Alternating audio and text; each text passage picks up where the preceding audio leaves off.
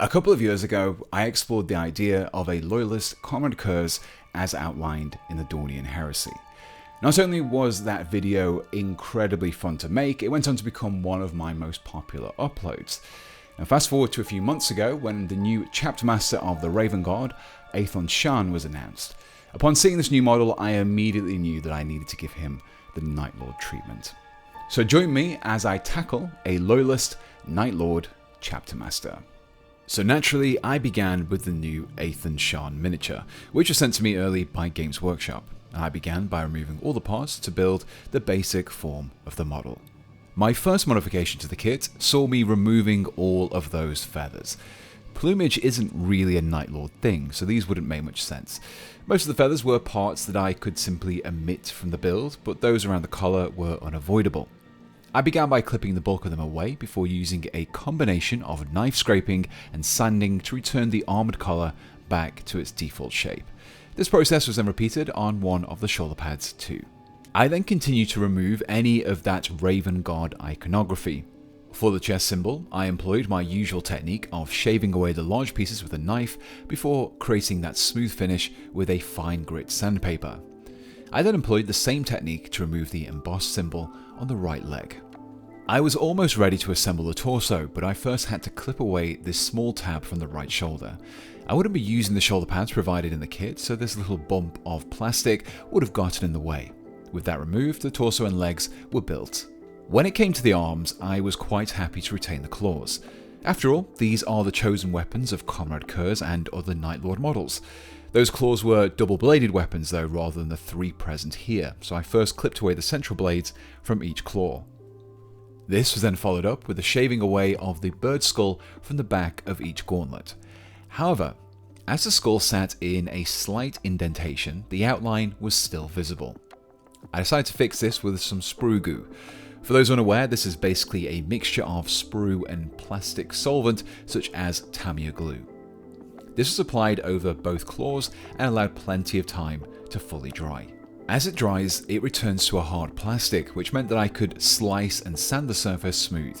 You may need a couple of coats of sprue goo to get completely solid coverage, but repeat this process until you're left with a smooth, featureless panel. At which point, I could glue the arms to the torso. Now before I progress with our Night Lords, let's first hear from the sponsors of this video, Cobalt Keep. From magnetic bases and pro-grade display cases to smart tools, they bring innovation and affordability right to your tabletop. They have painting handles, wet and dry palettes, wall-mounting paint racks, and even brushes, but where I think they really shine are in their display cases. This is my squad of Dark Angel Redeemed that have been kept safe on my shelf for about 2 years now, protected from clumsiness and dust without compromising how they look. The base plate of their cases are magnetized, so I can be safe in the knowledge that they won't be rattling around inside, and what allows them to remain stuck firmly to that plate is also thanks to Cobalt Keep. These are some of their sturdy round bases that come with the little predefined slot that allow you to affix the supplied magnets. They come in pretty much every shape and size you could need, so regardless of what gaming system you're playing, they'll have you covered. Now this is just one of their display cases, the army display case, but they also have these smaller hero cases for your singular characters and these chunky cavalry bases for your larger units and smaller vehicles. You can even stack the same size cases on top of each other. I'll include a link down in the description and the comments below to Cobalt Keep's web store where you can check out their full range for yourself. A big thank you to Cobalt Keep for sponsoring this video, and let's get back to Night Lord. As I mentioned earlier, my shoulder pads were sourced from elsewhere, specifically the Night Lord sprue from the Nemesis Claw kill team. Arguably the best source of Night Lord components that work well for both heretic and loyalist flavors. I selected these skin-covered pads and glued them to the model. Speaking of flayed skin, Aethon Shaan features these long strips of fabric hanging from his arms, and I intended to use these too. However, these wouldn't be a fabric of the vegetarian kind. To attach these strips to my Night Lord though, they need to be removed from their original shoulder pads with my clippers. After a quick comparison, the ends required a little trimming to fit beneath the shoulder pads, but I used the indentations on the arms as a guide to my adjustments. Once both strips had been trimmed and adjusted, they were glued to the model. Building the jump pack was pretty straightforward. It simply required me to remove the small bird skull, and I could build the rest as per the instructions. The same went for the giant tactical rock, but I didn't attach my Night Lord to it just yet. I did, however, do a dry fit to make sure that the head I chose looked in the right direction. This head, of course, was a very suitable bat-winged helmet from the Nemesis Claw kit. At this point, the model was pretty much complete, and I was able to build up those Night Lord details. After attaching the original holster, I then took this hooked hand from the Drukhari Hellions kit and glued it to the belt next to the holster. Also taken from the Hellions was this hook on a chain, which I attached to the back of the belt. Next up were some bones, and the first of these was a classic Citadel Skull that I clipped down and glued next to the hook chain. I also sourced this femur from my Dead Animal Bits kit too and mounted this next to the belt buckle. Those bones looked a little too tacked on though. So to fix this, I mixed up some green stuff, rolled out a very thin strand and wrapped it around the bone and between the eye sockets of the skull. This was flattened out a little and a indentation was added to give it the appearance of a leather strap. This was then left to cure overnight. Finally, to denote this bone and skin covered model as actually being a loyalist, I affixed a couple of purity seals and followed this up with some chunks of cork that I glued around the base to add a little uneven surface. At which point, I was finally ready to start painting, which I began with a black primer. The bulk of the model would be quite dark in tone, so it made sense to start off with this colour.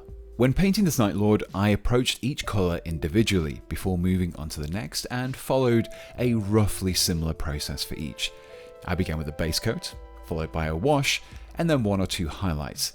And I got this process started by tackling the steel metallics.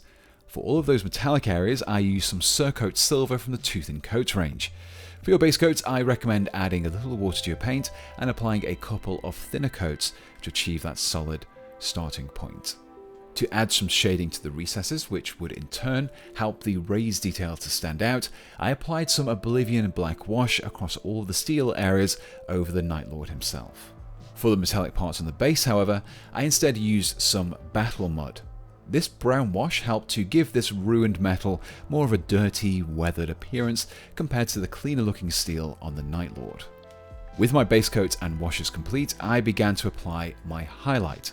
Using the brighter silver of Mythril Blade, I lined all of the hard edges of those steel areas. Combined with the previous wash, this created some strong definition in the details and really helped those metallics to stand out. To paint the trim of the shoulder pads, I wanted to create a very pale gold effect, and for this I settled on a base coat of Heirloom Gold. I then gave these areas another wash of battle mud to help emphasize all of those rivets, before picking them and the edge of the trim out with some of the pale gold of Platinum Crown. Now the reason I started off with the metallics is because it's generally harder to come over metallic spillage than it is to fix spillage onto metallic areas. Approaching the metallics in the order that I did simply reduced the risk of making those mistakes. With the metallics complete, I turned my attention to the iconic dark blue of the Night Lord armour and gave everything a couple of coats of Abyss Blue. This left me with a pretty dark base colour, but I did want to darken down those recesses that much further, so I applied some Tempest Blue wash over the top. For the highlights, I approached the armour in two ways. My first highlight of Witching Hour Blue was much the same as my previous highlights, and saw me picking out the hard edges with thin lines of a lighter paint. However, after finishing the first highlight, I then applied a second using the even lighter Leviathan Blue. This time around, I only focused a small dot of paint onto the corners and sharpest of the details, with the lighter paint helping to bring it out even further. This is often referred to as an extreme highlight. With the armour complete, I then hit all of the pipes and segmented sections between the armour panels with some Doom Death Black. These were mostly already black from the primer, but just to make sure that I covered up any overspills, I gave them all a quick base coat. As a wash wouldn't do much over a black base coat, I jumped straight to the highlights, starting off with some Dungeonstone Grey, followed by a few small spots of Wizard Grey in the centre of each ridge. To paint the leather belt and holster, I started with Scorched Earth, washed with yet more battle mud before highlighting first with some Ancient Forest, and then finally some Wasteland Brown. From here, I then moved on to the red details, which included the wings on the helmet and the shoulder pad.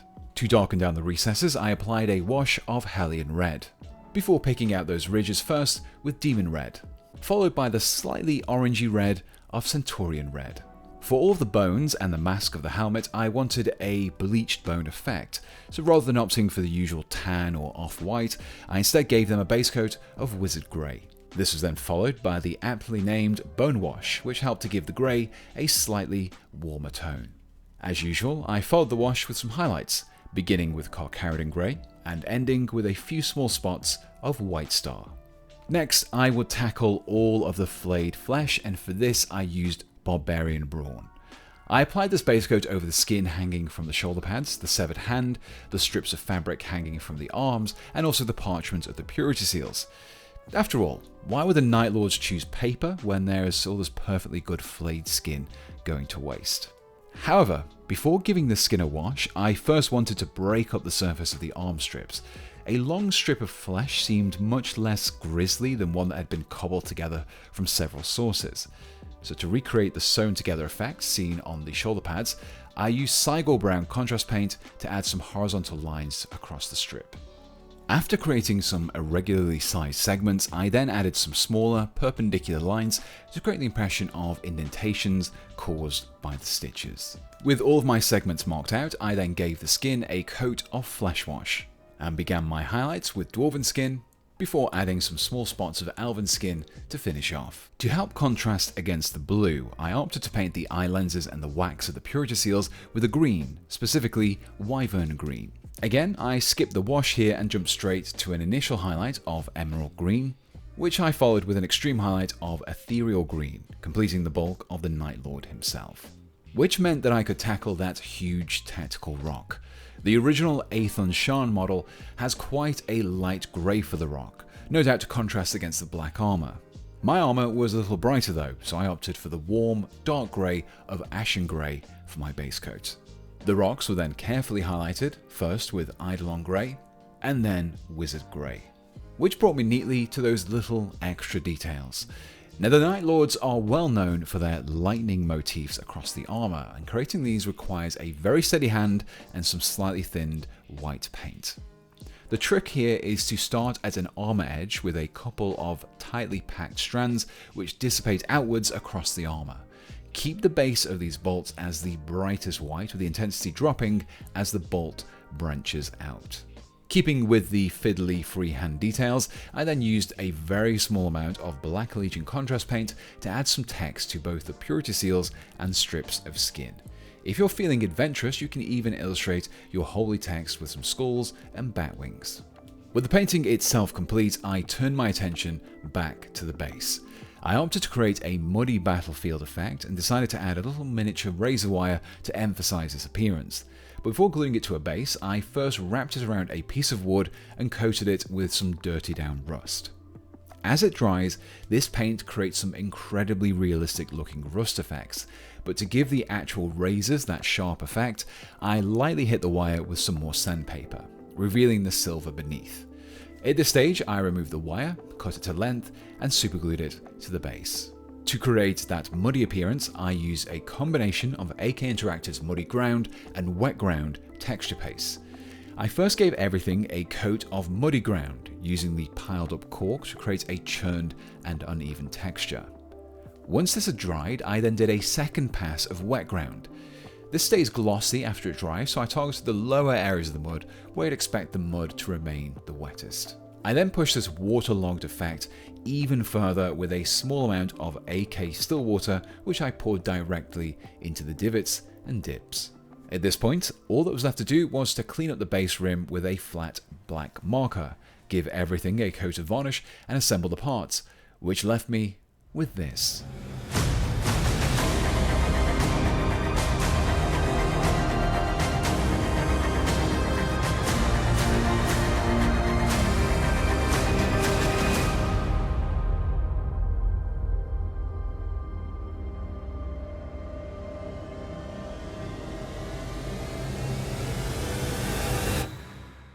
And here we have my completed Dornian Heresy Night Lord Chapter Master, ready to serve under his Primarch, Konrad Curze. So with this build, my main goal was to create an obvious Night Lord looking model, whilst also trying to stay within that Loyalist aesthetic. While the flayed skin makes that second goal a little harder, I try to avoid any obvious chaotic markings. This, combined with the stylized Mark 10 armor, gives me something that is still a terrifying Night Lord, but not a servant of the Dark Gods. On the tabletop, it would be perfectly reasonable to run this guy using Aethon Shaan's rules, as the weaponry and size is the same. I would also argue that the Night Lord's terror tactics are probably more in line with the Raven Guard than any other traditionally Loyalist Legion, so they make a good fit. Now, it's been a while since I last tackled a Dornian Heresy build, but I have done quite a few already, so make sure you check out my previous videos in my playlist. If you're interested in building your very own Loyalist Night Lord, I'll include a list to all the parts and paints used in this video in the description below, along with some affiliate links where you can pick them up from. Oh, and don't forget to leave me your suggestions for which Dornian Heresy kitbash I should tackle next. But before I go, let me just say a huge thank you to everyone who continues to help keep the channel going. And if you'd like to support me too, you can get early access to ad-free videos, exclusive merchandise, and even your name in the credits. Simply follow my Patreon link below or hit the join button, just like my top Patreon supporters did, who are Nail5, Andrew Butler, Banyevrian, Berserker, Dakota Gaburi, Daniel Dowling, Eben Holtz, George Kanzini Roberts, Immaterial Creations, Cornbread, Little Templar, Maciej Savitsky, Matt Brower, Molly Mork, Neil Vickers, Olden Time, Sam Sepulveda, Sweatsman, and Tim. And my top channel members who are Bon Johnson, Daniel Reese, Dave, Doug H, Dwarf of War, Guy Bazant, John Gibbs, Lord Benjamin, Mark Taylor, Misa Pogon, Nerdington Paints, Omnitom, Patrick K, Philip Poyer, Ryan O'Shaughnessy, S.O., Satoran, S.J. Carper, The Sire Acquired, and Whale Tussler. So until next time, thanks for watching, and goodbye.